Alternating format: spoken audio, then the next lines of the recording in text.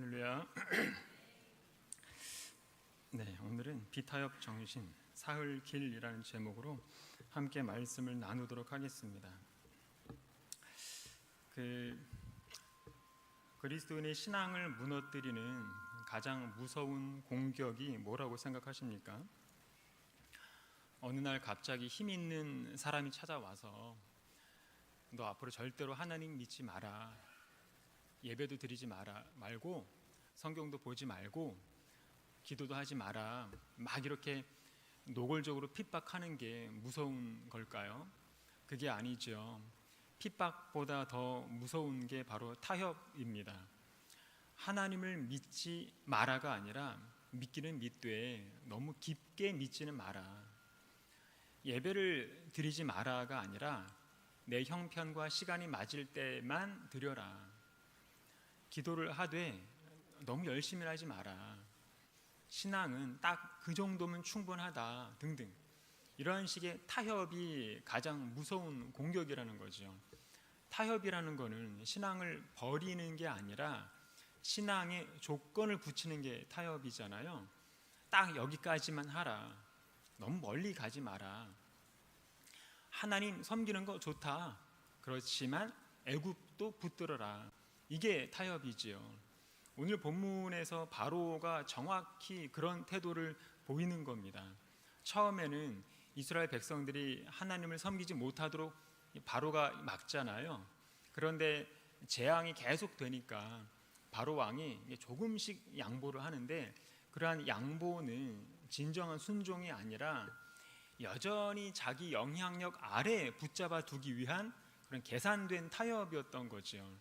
마찬가지로 우리 신앙이 변질되는 것도 대부분 이런 작은 타협에서 시작이 되는 겁니다. 그래서 하나님 섬기는 그런 여정에서 일어나는 이런 타협들 속에서 어떻게 걸어가야 하는지 한번 살펴보도록 하겠습니다. 16절을 보면 내 지팡이를 들어 땅에 티끌을 치라 그랬는데, 고대 근동의 건조한 땅에서 일어나는 그런 흙먼지를 한번 생각해 보시기 바랍니다. 그럼 미세한 흙먼지가 온 땅에 가득 차 있다고 보시면 되는 겁니다. 그러니까 여기서 말하는 땅의 티끌은 굉장히 푸석푸석한 먼지를 말하는 거죠. 우리도 보면 건조한 그 날에 초미세먼지가 잔뜩 날린 적이 있지 않습니까? 심할 때는 구름이 낀 것처럼 흐리잖아요. 햇빛을 막기도 하거든요. 그 정도의 초미세먼지의 100배 농도라고 보시면 되는 겁니다. 오늘 본문이 예전에 이집트 부근이나 중동 지역에서 모래 폭풍이 일어난 영상을 한번 본 적이 있는데 거의 앞이 안 보입니다. 마트 주차장에서 자기가 끌고 가는 카트도 안 보일 정도입니다. 그만큼 세밀하게 인간 신체에 밀착이 된다는 얘기입니다. 그런 먼지들이. 그런데 그런 먼지들이 뭐가 된다고 나오죠? 16절 뒤에 보면 그것이 애굽 온 땅에서 이가 되리라. 여기서 말하는 이는 우리가 알고 있는 그 이가 맞습니다. 그런데 우리가 알고 있는 그 이보다도 크기가 훨씬 작은, 앞에 나온 그 땅의 티끌이 변해서 이가 되는 거기 때문에 여기서 말하는 그 이의 크기가 어느 정도인지 짐작이 가시겠죠. 초미세먼지처럼 눈에 보이지도 않을 정도의 그런 크기. 요즘 나오는 그런 초정밀 필터도 다 통과해 버리는 그런 크기라고 보시면 되는 겁니다. 그러니 얼마나 공포스러울지 충분히 짐작이 되시겠죠. 자, 첫 번째 재앙이 뭐였냐면 나일강이 피로 변하는 거였잖아요. 나일강은 애굽의 대표적인 물 근원이죠. 한강이 우리나라의 그 대표적인 수자원인 것처럼 나일강은 애굽에서 없어서는 안 되는 대표적인 수자원입니다. 다 아시듯이 인간은 물 없이는 살 수가 없고 인체 70% 이상이 물로 되어 있지 않습니까? 인간 생명의 근원이 물이라고 할 수 있는 거죠. 그러니까 인간 생명의 근원을 원천적으로 차단시키는 재앙이 첫 번째 재앙인 셈인데, 오늘 세 번째 재앙은 뭐냐면 공기 재앙이라고 할 수 있습니다. 17절에 보니까 온 땅의 티끌이 다 이가 되어 그랬기 때문에 온 나라의 먼지랑 먼지는 전부 이로 바뀌는 겁니다. 이거는 완전 공포 그 자체죠. 해 아래에서 먼지가 없는 곳은 없잖아요. 사람이 아무리 깨끗이 청소하고 문을 철저히 닫아도 시간이 지나면 먼지가 뿌옇게 쌓이거든요. 그러니까 공기가 있는 곳에는 먼지도 있을 수밖에 없는 겁니다. 사람은 공기 없으면 못 살잖아요. 그래서 세 번째 재앙은 뭐냐면 사람이 숨 쉴 때마다 공기와 먼지가 호흡기로 들어가고 폐로 들어가서 모든 생명체를 전부 감염시키는 재앙이라고 보면 되는 거죠. 그래서 이 세 번째 재앙을 피할 수 있는 곳은 어디에도 없다는 것을 강조하고 있는 겁니다. 자, 그래서 첫 번째 재앙이 물 재앙이라고 한다면 오늘 본문의 재앙은 공기 재앙이라고 할 수가 있는데, 그러니까 물과 공기를 치시는 그런 종말론적인 재앙의 샘플을 지금 보여주고 계시는 겁니다. 그런데 오늘 세 번째 재앙의 특징은 바로 왕과 사전 대면 없이 즉각적으로 실행이 된다는 거예요. 이전까지는 바로 왕을 만나서 미리 통보하고 미리 경고해서 돌이킬 기회를 주셨다고 한다면 이번에는 사전 통보 없이 하나님의 존재와 능력을 바로 증명해 버리시는 겁니다. 그 결과로 먼지에서 변한 이가 사람, 동물 가리지 않고 무차별적으로 덤벼들고 있음을 보여주고 있는 거죠. 18절을 보면 다 같이요. 시작. 요술사들도 자기 요술로.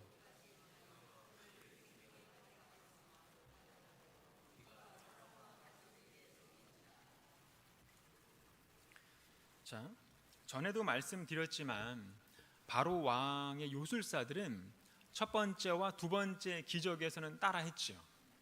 그런데 오늘 세 번째 기적부터는 더 이상 흉내내지 못한다고 나옵니다. 그래서 이번에는 재앙을 감소시키거나 회복할 생각은 아예 꿈도 못 꾸는 거죠. 지난번에 말씀드리기를 세상의 능력도 뛰어난 거는 사실이다라고 했지요. 세상의 능력도 뛰어난 거는 사실이지만 세상 능력은 창조와 회복의 능력이 아니라 상황 분석 능력, 흉내만 내는 능력이라고 이제 말씀을 드렸습니다.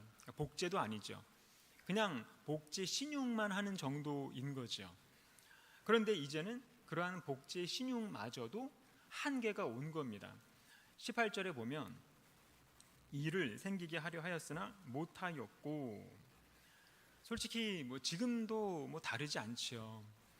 무슨 동물 복제 그러는데 실제로 동물을 복제를 해보니까 복제된 동물들한테서 하나같이 듣도 보도 못한 아주 희귀 질병이 막 생겨나고 후천성 기형이 막 생겨나고 하잖아요. 게다가 복제한 동물들은 정상적인 동물보다 수명이 10분의 1도 안 된다고 하거든요. 이게 세상 능력의 실체이고 세상 능력의 한계라는 거죠. 정말로 능력이 있다면 복제가 아니라 건강한 생명체를 창조할 수 있어야죠. 그건 또 불가능하잖아요. 그래서 하나님은 태초부터 인간들에게 한계를 정하신 겁니다. 한계, 겸손을 배우라는 뜻으로. 그러니까 인간들로 하여금 생명나무에 오르지 못하도록 천사들과 두루 도는 그 화염검을 통해서 지키게 하신 거죠. 물론 하나님께서 이런 한계를 정하지 않아도 해 아래에 사는 인간들이 어떻게 그 하늘 위에 계신 그 하나님의 오묘하신 능력에 근접이라도 할 수 있겠습니까? 고작 인간이 달에만 가도 전 인류가 난리를 치는 그런 수준밖에 안 되거든요. 사람은. 그렇기 때문에 인간은 하루속히 자신의 위치를 빨리 파악해서 있어야 할 곳에 있고 해야 할 것에 만족하는 그런 자기 절제, 자기 겸손을 가지고 하나님 앞에 나와야 하는 겁니다. 바로 왕이 있어야 할 곳은 어디일까요? 바로 왕이 있어야 할 곳은 하나님을 경외하는 자리이고 바로 왕이 해야 할 거는 하나님을 섬기는 거죠. 그러한 겸손을 보였을 때 바로 왕은 그 기적들을 통해서 하나님의 진노를 보는 것이 아니라 하나님의 존재와 능력을 보면서 믿음이 생기게 되는 겁니다. 그런데 불행히도 바로 왕은 그러지를 못했죠. 19절에 보니까 요술사들은 이제 더 이상 자기들의 능력으로는 하나님의 기적을 흉내낼 수도 없다는 것을 알았거든요. 쉽게 말해서 자신들의 한계를 절실히 깨달은 겁니다. 그래서 이 기적은 하나님의 권능이라고 왕한테도 권면하지 않습니까? 그런데도 바로 왕이 어떻게 말을 하죠? 19절입니다. 다 같이요. 시작. 요술사가 바로에게 말하되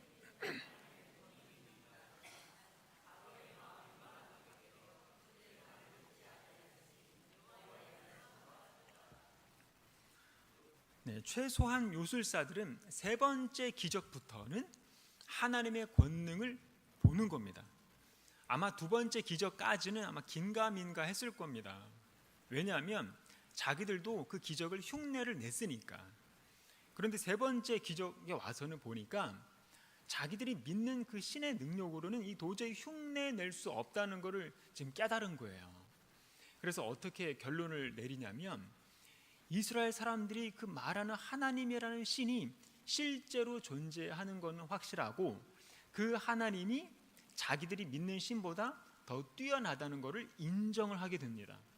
쉽게 말해서 자기들이 하나님이라는 그 신을 거역해서 이런 재앙들이 왔기 때문에 그 하나님의 권능이 더 위대하다는 고백을 지금 이제 바로 왕한테 하고 있는 건데 바로 왕은 결국 그 말을 듣지 않았다, 그 얘기입니다. 자, 그런데 요술사들이 고백한 이 고백의 실체를 우리가 잘 생각해 봐야 됩니다. 애굽은 다신교의 나라거든요. 그런 나라에서 하나님은 그냥 여러 신들 중에 하나일 뿐인 겁니다.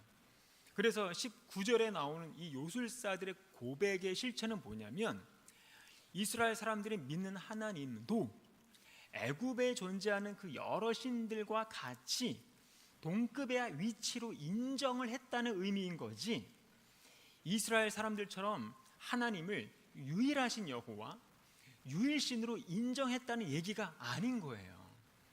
그래서 요술사들도 어떻던가요? 자기들이 그 말로는 그렇게 고백을 해놓고는 실제로 믿음으로는 이어지지 않았던 거거든요.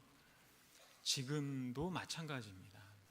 교회 다니는 많은 사람들이 참 은혜롭게 말은 잘하는데 무슨 고백들은 그렇게 잘하는데 실제 하나님을 믿는 믿음으로 이어지는 경우가 극히 드물거든요. 수십 년 넘게 이렇게 신앙생활 해 오시면서 교회 안에 믿음 있는 사람 보셨습니까? 없는 건 아니지만 보기가 정말 힘듭니다. 믿음은 뭐냐면 내 원대로 마옵시고 아버지의 원대로 되기를 원하나이다, 이게 믿음이지요. 지금 아버지의 원대로 살아가는 사람이 어디 있나요? 다 자기 원대로, 자기 꿈과 자기 계획대로 살아가는 거죠. 그래서 예수님도 뭐라고 하셨냐면 인자가 다시 올 때에 이 세상에서 믿음을 보겠느냐, 그때에 많은 사람이 실족하게 되어 서로 잡아주고 서로 미워하겠으며 때가 이르리니 사람이 바른 교훈을 받지 아니하며 귀가 가려워서 자기 사욕을 따를 스승을 많이 두고 또 그 귀를 진리에서 돌이켜 허탄한 이야기를 따르리라.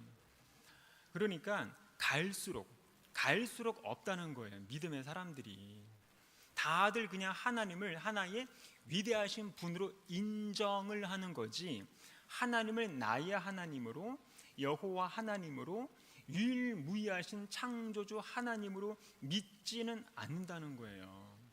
그냥 내 삶에 존재하는 여러 신들 가운데 하나일 뿐인 거죠.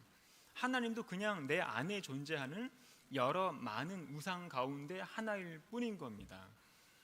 그래서 성도들의 삶을 유심히 보면 하나님의 음성에는 그렇게도 무심하면서 자기 안에 있는 다른 우상들의 소리, 그리고 다른 권위 있는 존재들의 소리에는 그렇게도 반응을 잘하는 이유가 다 그런 거거든요. 쉽게 말해서 성경 안에서 들려지는 하나님의 음성도 그다지 나쁘지 않고 내 안에 있는 다른 우상들의 소리도 내가 믿고 따르기에는 그리 나쁘지 않다고 생각을 하는 거죠. 늘 이렇게 두 마음의 소리를 저울질하면서 살아가고 있는 거예요. 지금 그런 시대를 살고 있어요, 우리가. 물론 저를 포함해서 말씀을 드리는 겁니다. 그래서 예수님도 뭐라고 하시냐면 한 사람이 두 주인을 섬기지 못할 것이니 혹 이를 미워하고 저를 사랑하거나 혹 이를 중히 여기고 저를 경히 여김이라. 시편 기자도 뭐라고 얘기하냐면 내가 두 마음 품는 자들을 미워하고 주의 법을 사랑하나이다. 그러니까 기본적으로 사람 안에는 이렇게 두 마음의 소리가 있다는 것을 성경도 전제하고 있다는 거죠. 예수님은 더 노골적으로 두 개의 주인이 내 안에 있다고 이렇게 말씀을 하시잖아요. 그게 바로 하나님과 우상이지요. 바울은 이거를 육신의 생각과 영의 생각이라고 말하지 않습니까? 육신을 따르는 자는 육신의 일을, 영을 따르는 자는 영의 일을 생각하나니 육신의 일은 생각은 사망이요 영의 생각은 생명과 평안이니라. 그래서 우리는 늘 선택을 해야 되는 겁니다. 하나님의 소리냐 아니면 우상의 소리냐, 영의 생각이냐 아니면 육신의 생각이냐. 선택은 우리의 몫이고 그 결과도 우리의 책임인 거지요. 바라기는 우리가 바로 왕처럼 육신의 생각을 선택하지 않기를 바랍니다. 하지만 바로 왕은 여전히 영의 소리를 듣지 않지요. 21절입니다. 다 같이요. 시작. 내가 만일 내 백성을 보내지 아니하며.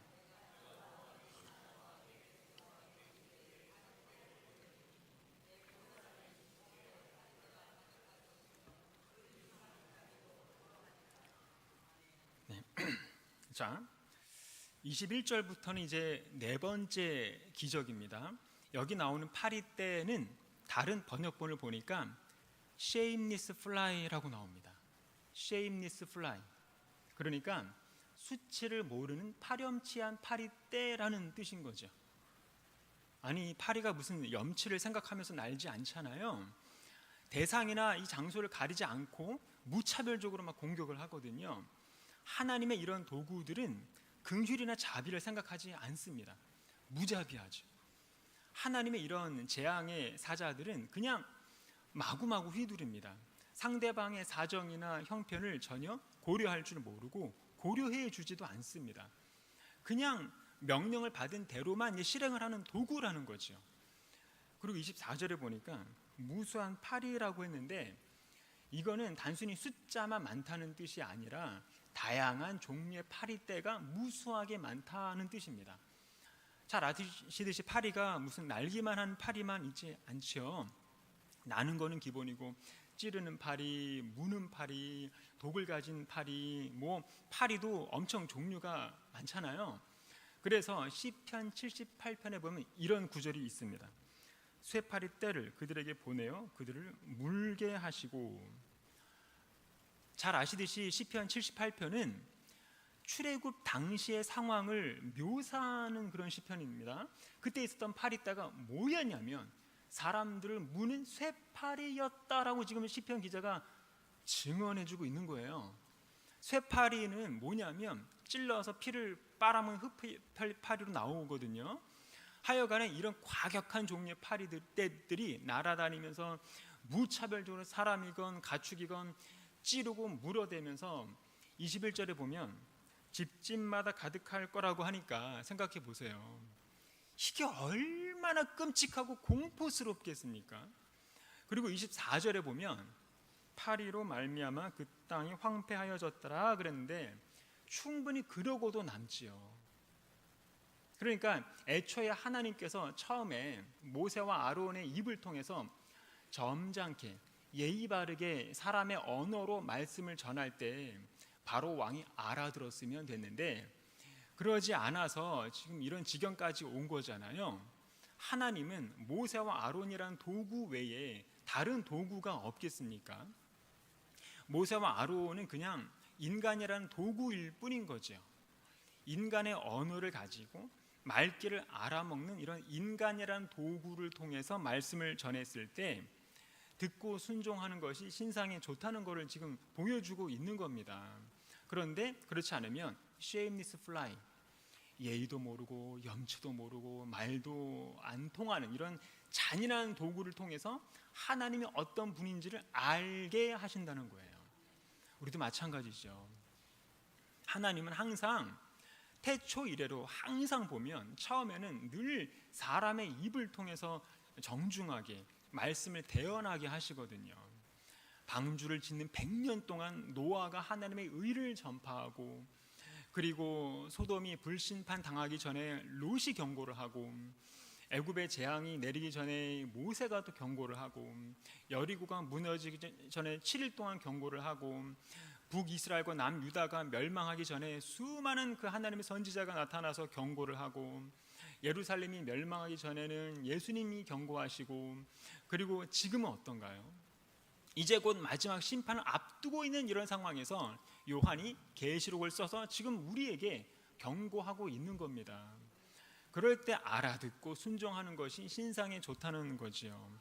그런데 그렇지 않으면 그 다음에는 shameless fly, 정중이 뭔지도 모르고 수치나 염치도 모르는 이런 도구들이 하나님의 말씀을 몸으로 대언하기 시작을 하는 겁니다. 그렇기 때문에 언어적인 경고를 무시하면 때는 이미 늦습니다. 언어적인 경고 다음에는 항상 비언어적인 그런 방식의 징계가 온다는 거죠. 예를 들면 오늘 본문처럼 무서운 파리떼라든가 메뚜기라든가 이미세먼지처럼 작은 이라든가, 또는 듣도 보도 못한 그런 수많은 종류의 그런 전염병, 바이러스 같은 그런 것들을 움직이게 하신다는 거죠. 다시 말해서 하나님이 쓰시는 그런 사람이라는 도구는 염치도 있고 언어를 가지고 소통도 하고 집안에 사람이 있는지 벨도 한번 눌러보고 그러지 않습니까? 그리고는 만나기 전에는 미리 약속도 잡고 전화도 미리 해서 일일이 양해도 구하고, 혹여나 집으로 신방을 요청하면 신방을 받아줘서 또 감사를 드리고, 신방 가정에 신뢰가 안 될까 조심스럽게 행동도 하고 그러잖아요. 어쨌거나 목회자로서 조심스럽게 물어도 보거든요. 교회 왜 빠지셨습니까? 무슨 일이 있으신지, 염려가 있으신지 엄청 예의를 갖춰서 이렇게 물어보지요. 그러면서 성도님의 그런 사정이나 형편을 다 이해합니다. 겉으로는 그렇게 말을 하고 다음에는 꼭 교회에 나와서 예배를 드리라고 또 정중하게 요청도 합니다. 교회에 나와만 주시면 이게 몸둘 바를 이렇게 모르겠다는 식으로 이렇게 깍듯이 인사까지 드리잖아요.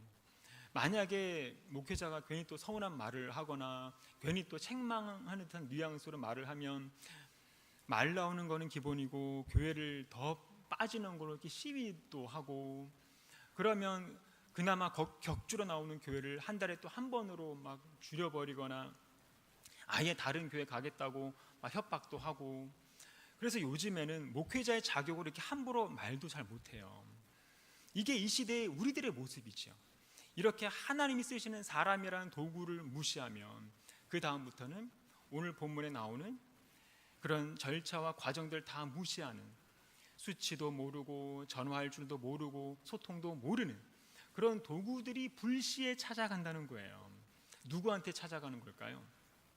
하나님이 파송한 모세와 아론 같은 인간 도구를 무시하는 사람들만을 구별해서 찾아간다는 거예요.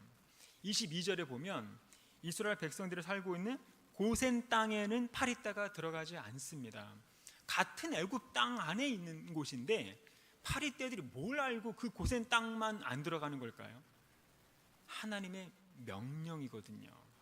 그래서 고센 땅을 제외한 다른 지역들, 그러니까 하나님의 말씀을 무시하는 사람들이 살고 있는 그 집으로 다 들어가서 무차별적으로 공격하는 겁니다.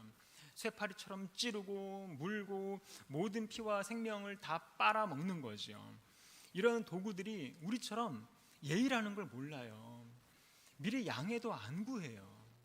미리 전화도 안 하고 약속도 안 잡고 인사도 할 줄 모르지요. 사업장에 손님이 있든 말든 상관도 안 하고요. 오늘 본문처럼 예고 없이 그냥 집집마다 다 쳐들어가는 겁니다. 그래서 순식간에 다 황폐하게 만든 다음에는 갑자기 전부 다 날아가 버리는 거죠. 남은 거는 황폐한 땅과 황폐한 마음입니다. 이러면 사람 진짜 미쳐버리거든요. 이게 바로 하나님이 파송한 도구의 역할입니다. 자, 오늘 본문에 보면 먼지에서 변한 이는 눈이 없습니다. 바리처럼 눈이 없어요. 눈이 없다 보니까 그냥 되는 거 없이 마구마구 미쳐 날뛰는 거죠. 파리떼가도 같은 원리입니다. 파리떼가 한 번 휘두를 때마다 뭐 몇십 명 죽고 뭐 이 정도가 아니에요. 스케일이 차원이 다르게 죽어나갑니다. 코로나 전염병으로 하루에 300~400명씩 죽었을 때도 전 세계가 막 난리였잖아요. 그런데 하나님은 하루 몇만 명 단위로 심판을 하신다는 거죠. 사무엘 하를 보면 다윗이 하나님을 무시하고 백성들의 그 숫자를 센 것 때문에 그때 하나님이 내리신 그 전염병으로 하루에 7만 명이 죽지 않습니까? 그리고 아수르 왕이 하나님을 비방했을 때 하나님께서 여호와의 사자를 도구로 보내셨는데 그때 하룻밤 사이에 몇 명이 죽었나요? 18만 5천 명이 그냥 죽어버려요. 이게 하나님의 스케일이에요. 우리랑은 차원이 다르죠. 이 사실을 안다면 우리가 어떻게 하나님의 메시지를 가볍게 여기고 무시할 수 있겠습니까? 계시록을 보면 하나님의 그 명령을 그대로 실행하는 하나님의 도구들은 스케일이 더 장난이 아닙니다. 계시록 9장에 보면 온 땅의 3분의 1, 그러니까 온 인류의 3분의 1이 그냥 죽임을 당한다고 나오거든요. 지금 60억 인구라고 했을 때 하루에 20억 명이 그냥 바로 죽는 거예요. 그렇기 때문에 하나님의 도구가 내려오기 시작하면 그건 이미 늦어요. 단 1분의 여지도 없습니다. 인간은. 계시록에 나오는 그 마지막 대접 심판을 실행하는 천사들은 인간에게 회개할 기회를 전혀 주지 않아요. 회개할 기회는 하나님이 파송한 인간 선지자들을 통해서 이미 충분히 많이 주었어요. 그렇기 때문에 심판을 실행하는 그 천사들이 내려온다는 것은 인간은 이제 소망 없다, 완전 끝이다, 이런 뜻이에요. 뭐 우리처럼 조금만 기다려 주세요. 시간 되면 교회 나가서 믿을 거예요. 형편이 나아지면 하나님 믿을 거예요. 이거 없어요. 그냥 바로 쳐버립니다. 그런 천사들은 변명이라는 게 의미 없어요. 우리처럼 시험 끝나면 열심히 할 거예요. 다음 주는 꼭 나가서 예배를 드릴 거예요. 이거 지금 우리들은 뭐 5만 가지 이유를 들이대면서 하나님을 안 믿는 이유, 교회에 못 나가는 이유를 기가 막히게 잘 설명하지 않습니까? 그런 갖가지 변명들은 인간 앞에서나 이제 통하는 거고요. 하나님이 파송한 이 심판의 도구 앞에서는 이런 변명들은 1도 안 통합니다. 그런데도 안 들어요. 바로 왕처럼. 지금 출애굽기에 나오는 이 모든 재앙들은 뭐냐면 오직 한 가지 이유, 오직 한 가지의 권면이 무시당한 것에 대한 결과라는 것을 알아야 됩니다. 그 한 가지가 뭘까요? 출애굽기 3장 18절에 우리가 우리 하나님 여호와께 희생을 드리려 하오니 사흘길쯤 광야로 가기를 허락하소서. 출애굽기 5장 1절에 이스라엘 하나님 여호와의 말씀에 내 백성을 보내라. 그들이 광야에서 내 앞에 절기를 지킬 것이니라. 7장 16절에 내 백성을 보내라. 그들이 광야에서 나를 섬길 것이니라 하였으나 이제까지 내가 듣지 아니하도다. 8장 1절에 여호와의 말씀에 내 백성을 보내라. 그들이 나를 섬길 것이니라. 본문 20절에도 내 백성을 보내라. 그들이 나를 섬길 것이니라. 자, 무슨 말이죠? 하나님께서 이 모세와 아론이라는 이 언어를 가진 도구를 통해서 계속 줄기차게 권면하신 게 지금 뭡니까? 내 백성을 보내라. 나를 섬기도록 내 자녀들을 보내라. 나를 섬기는 자리로 내 자녀들을 보내라. 잘 생각해 보세요. 지금도 똑같은 거 아십니까? 지금도 하나님은 사람의 언어라는 도구를 통해서 동일하게 권면하고 계시다는 거예요. 여러분의 자녀들을 보내세요. 하나님을 섬기는 자리로, 하나님을 예배하는 자리로 보내세요. 지금도 똑같이 권면하고 있다고요. 인간의 언어로. 그렇기 때문에 하나님을 섬기는 자리는 목숨을 걸고서라도 지켜야만 되는 겁니다. 이번 주는 일이 있는데 다음 주는 꼭 나갈게요. 이게 아니에요. 지금 굉장히 착각하고 계시는 것 같은데, 하나님을 섬기라는 이 명령을 무시하면 그거는 그 사람 한 사람만의 문제가 아니라 그 사람과 연관된 이 모든 사람의 저주로 이어지게 된다는 것을 지금 성경이 분명히 증언하고 있거든요. 그래서 지금 뭐 자식들하고 타협하고 자식할 문제가 아닌 거예요. 이거는 하나님을 예배하는 자리는 협상의 문제가 아니라 죽고 사는 문제라는 것을 알아야 됩니다. 무슨 뭐 기말고사 끝날 때까지 기다려주고, 수능 끝날 때까지 기다려주고, 취업할 때까지 기다려주고, 결혼할 때까지 기다려주고, 사업이 안정될 때까지 기다려주고, 뭐 그런 타협의 문제가 아닌 거예요. 그래서 인간이 참 미련하고 어리석은 거예요. 하나님의 재앙이 내려져 버리면 수능, 취업, 결혼, 사업, 성공, 이런 게 다 무슨 의미가 있는 거죠? 모세와 아론이 이렇게 수차례 정중하게 요청을 했을 때 바로 왕이 들었다면, 그래서 하나님을 섬기는 자리로 나왔다면, 그런 끔찍한 재앙들은 겪지 않았을 거라는 건 너무 뻔한 결과 아니겠습니까? 우리도 마찬가지죠. 출애굽기를 읽을 때마다 너무 뻔한 스토리이고 너무 뻔한 재앙의 패턴이거든요. 너무 뻔한 패턴을 왜 우리 스스로한테만은 적용하지 않는 걸까요?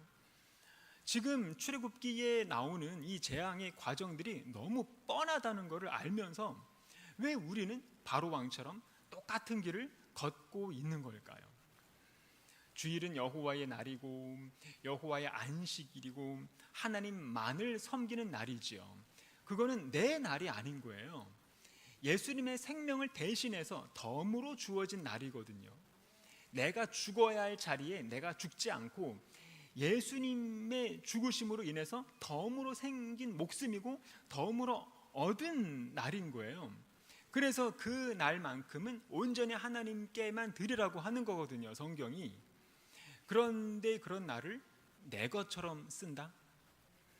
그런 날을 내 마음대로 한다는 것은 뭐냐면 어린 양의 피가 내 심령에 칠해지지 않은 겁니다. 어린 양의 피가 내 심령에 칠해지지 않게 되면 여호와의 사자는 나를 건너뛸 수 없게 돼요. 나를 유월할 수 없게 되는 겁니다. 그렇다는 얘기는 나는 심판의 직접적인 대상이 된다는 얘기예요. 말이 어렵나요? 쉽잖아요. 그런데도 안 들어요. 바로 왕처럼. 지금 출애굽기가 이제 그 얘기를 하고 있는 겁니다. 본문 25절을 보면 다 같이요. 시작. 바로가 모세와 아론을 불러 이르되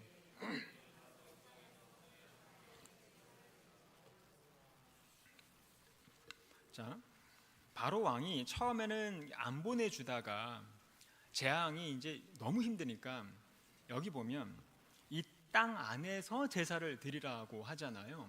그런데 나중에 28절에 가서 보면 가긴 가도 너무 멀리 가지 말라고 말하거든요.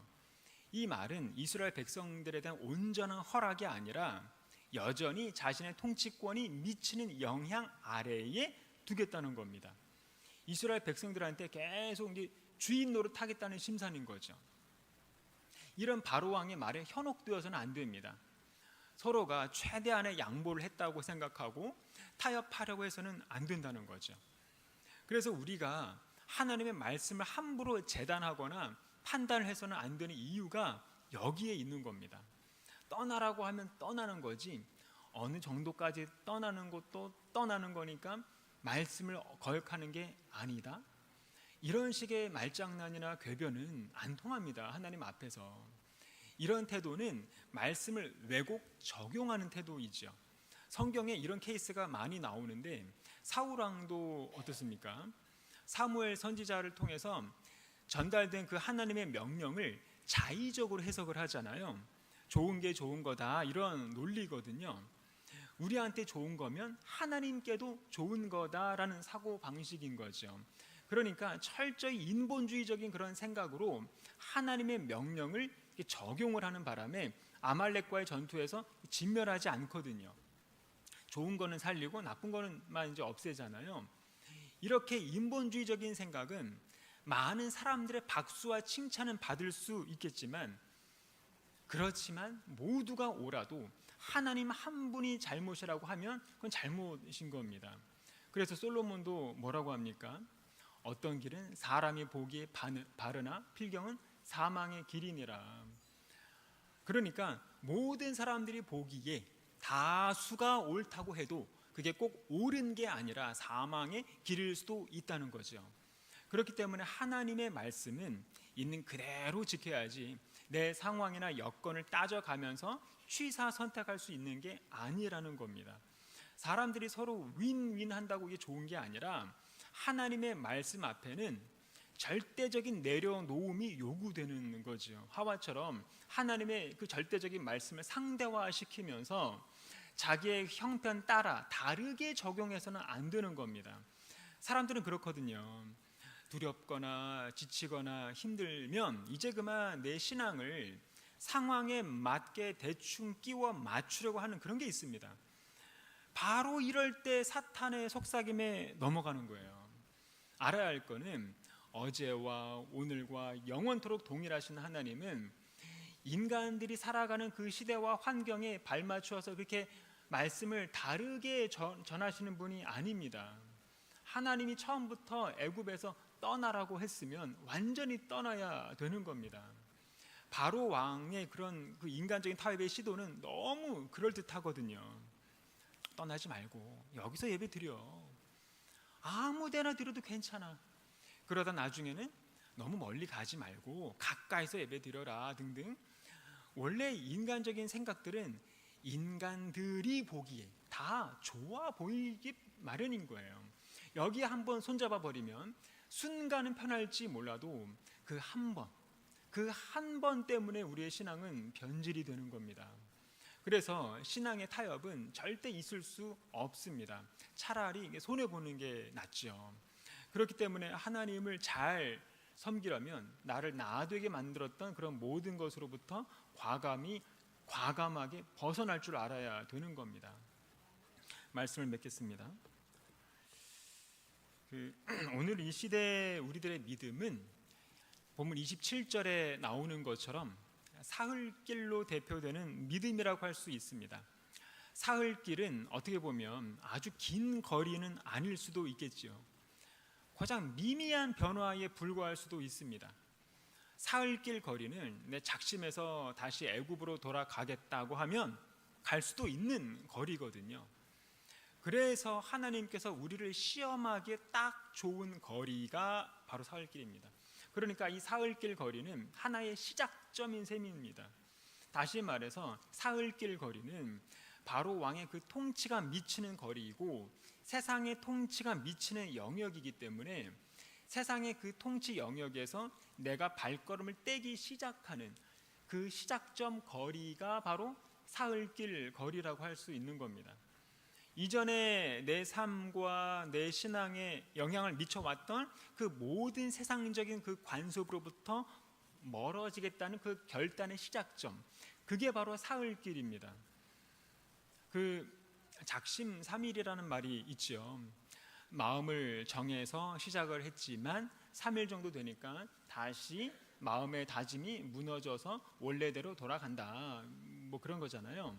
그래도 그리스도인들의 관점에서 보자면 작심삼일이 필요할 수 있습니다. 왜냐하면 내가 세상의 그 통치 영역으로부터 발걸음을 떼기 시작한다고 해서 막 한 번에 막 열흘 거리씩 갈 수가 없어요. 내가 이제부터 막 하나님 잘 섬겨 보겠다고 막 믿음의 결단을 내리고 새 출발을 한다고 해서 갑자기 막 성경에 눈이 확 열리고 기도를 막 유창하게 하고 복음을 잘 전하는 선교사가 돼버리고 그런 게 아니에요. 신앙이라는 거는 그렇게 한 번에 확 성장할 수 없습니다.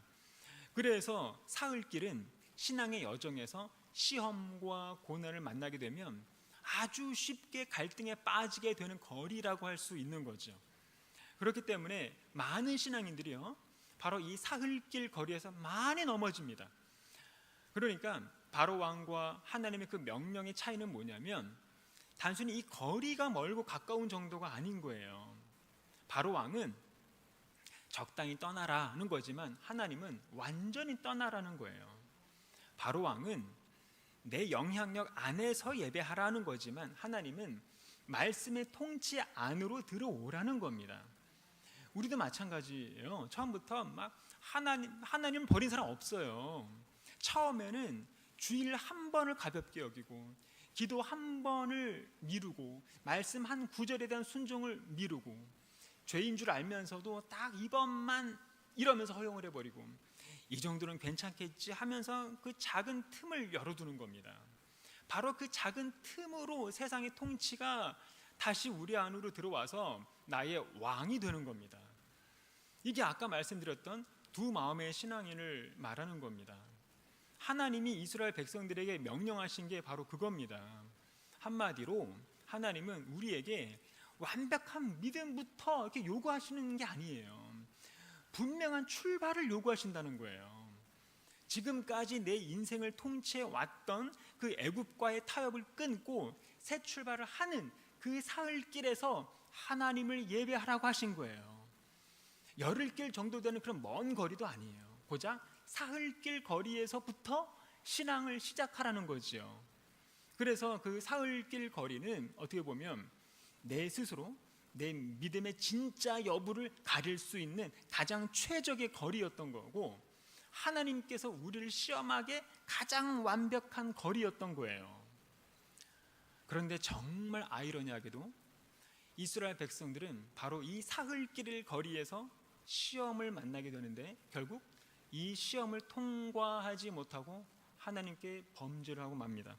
출애굽기 15장 22절에 보면 모세가 홍해에서 이스라엘을 인도하매 그들이 나와서 수르 광야로 들어가서 거기서 사흘길을 행하였으나 물을 얻지 못하고 백성이 모세를 대하여 원망하여 가로되 우리가 무엇을 마실까 하며. 그렇기 때문에 모든 이 시작하는 초기에 부딪히는 이 시련이 가장 힘든 법입니다. 믿음의 여정도 똑같습니다.